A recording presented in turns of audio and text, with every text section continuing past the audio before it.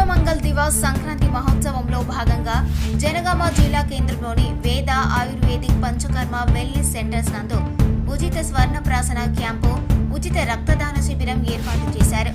ముఖ్య అతిథిగా హాజరైన జనగామ జిల్లా కలెక్టర్ సిహెచ్ శివలింగయ్య, విశ్వ ఆయుర్వేద పరిషత్ తెలంగాణ వరంగల్ విభాగ్ సహకారంతో డాక్టర్ అంజిరెడ్డి ఆధ్వర్యంలో ఈ కార్యక్రమం నిర్వహించారు.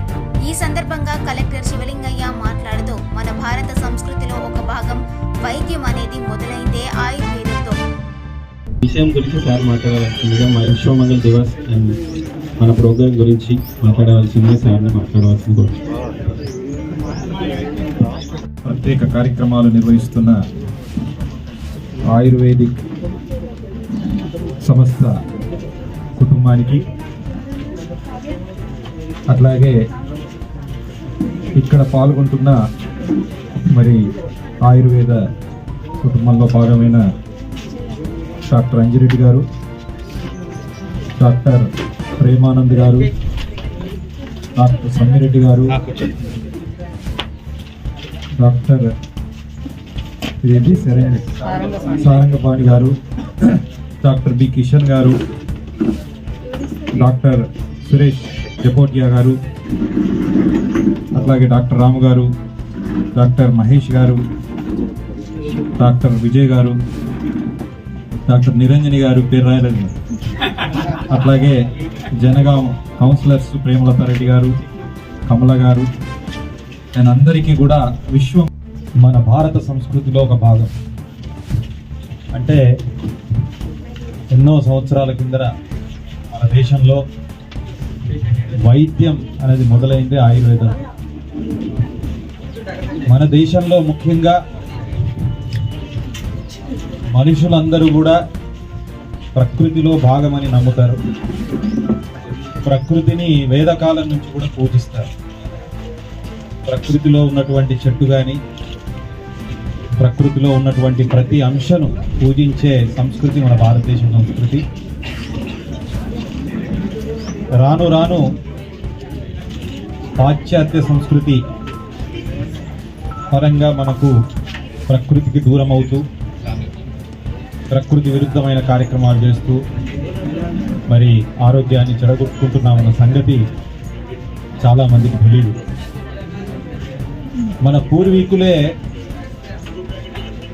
ప్రకృతిలో ప్రతి సమస్యకు పరిష్కారం ఉంది అని నిరూపించిపోయారు. కానీ మనం ప్రకృతిని నాశనం చేస్తూ ప్రకృతికి దూరంగా ఉండడమే ఒక నాగరికత అని ప్రతిదాన్ని, ఉన్న గాలిని వాడుకోవట్లేదు, ఉన్న నీటిని వాడుకోవట్లేదు, అన్నీ కూడా కృత్రిమమైనవి వాడడం అలవాటు చేసుకున్నాం. నిజంగా చెప్తూ ఉంటారు, మానవుని యొక్క జీవితకాలం 120 సంవత్సరాలని చెప్తూ ఉంటారు. కానీ ఈరోజు 120 సంవత్సరాలు బతికే వాళ్ళని కూడా చూస్తున్నాం.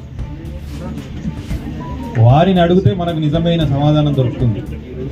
అంటే ఈరోజు మనం లైఫ్ స్పాన్ చూస్తే, యావరేజ్ లైఫ్ స్పాన్ చూస్తే 60 సంవత్సరాలకు గడిపోయింది.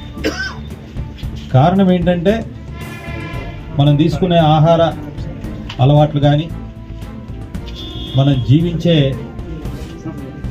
జీవన నియమాలు మార్చుకోవడం కానీ ముఖ్య కారణం. అంటే దానికి మనమే కారణం. ఈరోజు నిజంగా చెప్పాలంటే, అంటే ఒకటి పాశ్చాత్య సంస్కృతి కావచ్చు, ఒకటి జీవన శైలి ఒత్తిడులు, పని ఒత్తిడులు, కుటుంబ ఒత్తిడులు, ఆర్థిక ఒత్తిడులు. నిజంగా శ్వాస తీసుకోవడం కూడా మర్చిపోయినామని చెప్పచ్చు. ఈ రోజుల్లో ఏదైనా డాక్టర్ దగ్గరికి పోతే యోగా, మెడిటేషన్ చేయమంటున్నారు. అదేంటి మళ్ళీ శ్వాస తీసుకోవడం. అంటే శ్వాస తీసుకోవడం కూడా నేర్చుకునే పరిస్థితికి వచ్చింది. డాక్టర్ దగ్గరికి పోతే వాకింగ్ చేయమంటున్నారు. నిజంగా వాకింగ్ చేస్తే అది డాక్టర్ దగ్గరికి పోవాల్సిన అవసరమే లేదు. కానీ డాక్టర్ దగ్గరికి పోతే వాకింగ్ చేయమంటారు. మరి ఆ పరిస్థితి వస్తుంది. డాక్టర్ దగ్గరికి పోతే నువ్వు మెడిటేషన్ చెయ్యి, అది కపాలభాతి చెయ్యి అంటారు. నిజంగా రోజు నిజంగా నువ్వు సహజంగా చేస్తే డాక్టర్ దగ్గరికి పోవాల్సిన అవసరం లేదు. అంటే ఈ రోజుల్లో నిజంగా అది భారతదేశం, మన ప్రపంచ దేశాలన్నీ కూడా మన దేశ సంస్కృతి కానీ, సంస్కృతిలో భాగం కాబట్టి ఆయుర్వేదికం కానీ అన్నిటినీ గౌరవిస్తున్నారు, అన్ని గుర్తిస్తున్నారు. కానీ మన దేశం గుర్తించడం లేదని కాదు, కానీ ఎవరికైనా ఉంటుంది మన సొంత ఇల్లు ఏది నచ్చదు, పొరుగింటి కులకూర నచ్చుతుంది. కాబట్టి దానితో మనది మనం నష్టపోతున్నాం. కాబట్టి దయచేసి మన ఆయుష్ కుటుంబం అయినా కూడా దీన్ని పరిరక్షించాల్సిన అవసరం ఉంది, ప్రజలకు తెలియజేయాల్సిన అవసరం ఉంది. ఆయుర్వేదంలో ఉన్నది ఏంటంటే తొందరగా క్యూర్ కాకపోవచ్చు, కానీ శాశ్వతంగా క్యూర్ అవుతుంది. ఆ విషయం చెప్పాల్సిన అవసరం ఉంది. మేము మహబూబాద్లో చేసినప్పుడు అప్పుడు కొద్దిగా టైం దొరికేది. ఆయుష్ డాక్టర్స్ కూడా మొదట్లో కొద్దిగా ఇబ్బంది పడ్డా తర్వాత చాలా బాగా వాళ్ళు కూడా నిజంగా ఏదో ఒకటి చేయాలని మేము ఒకసారి ఓ ఫారెస్ట్లోకి టూర్కి వెళ్ళాం.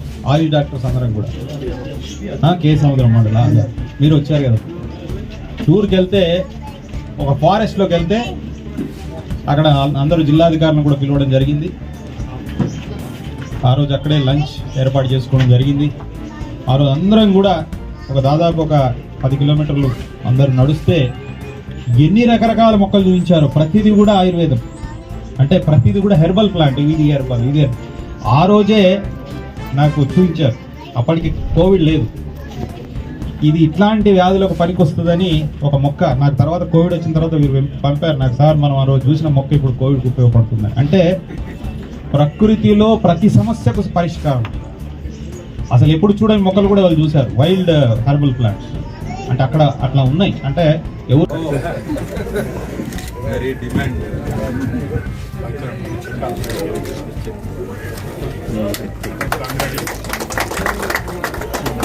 I think you were.